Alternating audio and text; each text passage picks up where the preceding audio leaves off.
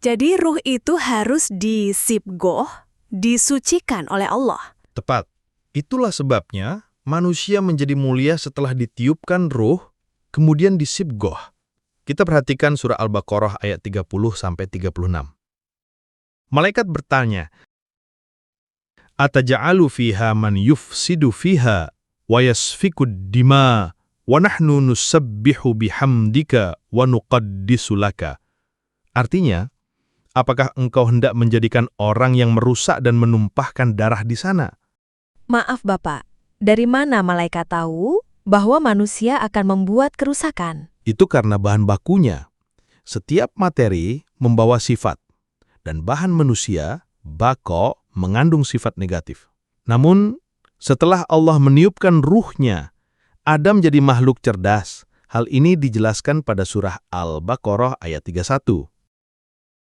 وَعَلَّمَ آدَمَ الْأَسْمَاءَ كُلَّهَا. Dan dia mengajarkan kepada Adam nama-nama benda-benda seluruhnya. Dan karena itulah para malaikat bersujud. Ya, dijelaskan pada ayat 34, Fasajadu illa iblisa aba wastakbara wa kana minal kafirin. Maka mereka pun sujud, kecuali iblis. Ia enggan dan menyombongkan diri, dan ia termasuk golongan yang kafir. Kenapa iblis tidak ikut bersujud? Itu pembahasan dalam dialog berikutnya. Tapi satu hal penting. Manusia bako, itulah manusia sesungguhnya. Ia memiliki susunan tubuh seperti ini, ruh, tubuh halus manusia bako, dan jasad kasar dari bumi, diciptakan kemudian setelah Adam diturunkan ke bumi. Dalam konteks ini seringkali orang rancu di dalam memahaminya. Banyak pendapat yang mengatakan bahwa Adam hanya diciptakan dari partikel di bumi ini. Ini hanya satu aspek saja, yaitu jasmani belaka. Lalu tubuh manusia bako itu terbuat dari apa? Dari unsur-unsur halus alam bako. Unsur yang tentu saja berbeda dengan yang ada di bumi ini. Kehalusannya saja sudah berbeda, dan tentu saja partikel di alam dimensi ruang tinggi tidak lagi mungkin disebut partikel, tetapi lebih dekat dengan terminologi energi murni dalam konteks fisika kuantum.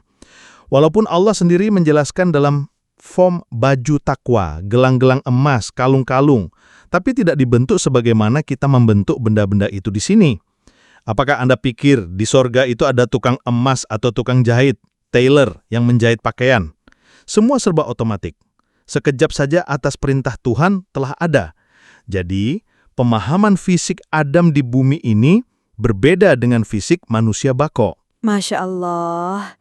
Jadi, ruh itu bukan sekedar kesadaran atau jiwa, tapi benar-benar makhluk yang hidup. Ya, ruh adalah makhluk hidup, halus, abadi, dan kelak ruh itulah yang akan dimintai pertanggungjawaban atas semua perbuatan jasmani kita di akhirat. Perhatikan ayat ini.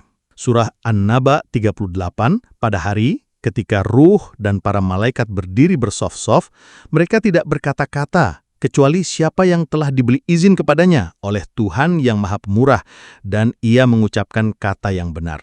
Beberapa pertanyaannya muncul pada ayat ini. 4. Di mana peristiwa ini terjadi? 1. Ruh siapa yang dimasukkan di ayat itu? 2. Apakah ruh berbeda dengan malaikat? 3.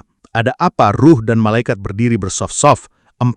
Mengapa ruh dan malaikat tidak berkata-kata? Benar, ini menarik, saya jadi penasaran. Tentu saja, kita perlu jawaban. Peristiwa ini terjadi di mahsyar, dimensi ruang satu tingkat di bawah alam bako. Pada waktu itu, setiap manusia dimintai pertanggungjawabannya di hadapan Allah. Tentu saja yang dimaksudkan dengan ruh di sana ialah ruh kita. Dari ayat ini jelas berbeda antara ruh dengan malaikat. Perhatikan baik-baik ayatnya. Pada hari ketika ruh dan para malaikat berdiri bersaf-saf, dua kata yang berbeda, ruh dengan malaikat. Hal ini mengandung arti bahwa malaikat itu bukanlah ruh dan ruh itu bukanlah malaikat. Benar ya. Bila malaikat adalah ruh, maka ayatnya seharusnya berbunyi, pada hari ketika ruh berdiri bersaf-saf. Ini apabila malaikat dianggap juga sebagai ruh. Ayat ini memperjelas wawasan kita untuk memahami ruh itu sendiri. Dan penting untuk kita pikirkan.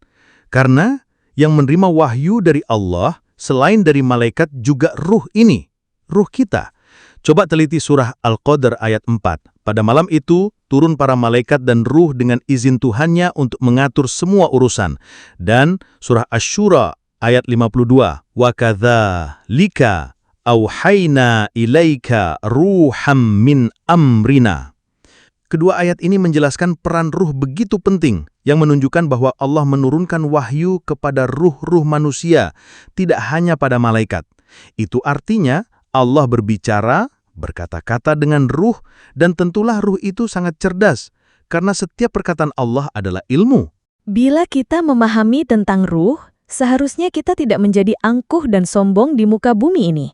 Seharusnya seperti itu, menurut Bapak? Menyapa kemudian manusia menjadi angkuh, sombong, takabur, mengejar-ngejar dunia. Hal ini sangat berkaitan dengan At-Taubah ayat 24.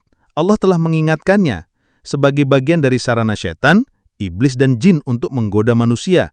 Bila tidak begitu, maka tidak mungkin diturunkan surah As-Sajdah ayat 13. Walau syi'na la'ataina kulla nafsin hudaha, walakinna haqqal qawlu minni la'amla'anna jahannama minal jinnati wan nasi ajma'in. Artinya, dan kalau kami menghendaki, niscaya kami berikan kepada setiap jiwa petunjuknya. Akan tetapi, telah tetap perkataan dariku, sesungguhnya aku akan penuhi neraka jahanam dengan jin dan manusia semuanya. Semoga ayat ini menjadi pemikiran kita bahwa Allah kelak akan memenuhi neraka jahanam dengan jin dan manusia benar-benar penuh. Terima kasih, Bapak. Saudara-saudaraku, saya akhiri diskusi sesi kita tentang ruh. Lain waktu kita lanjutkan dengan pembahasan lebih dalam. Wabillahi taufiq wal hidayah. Wassalamualaikum warahmatullahi wabarakatuh.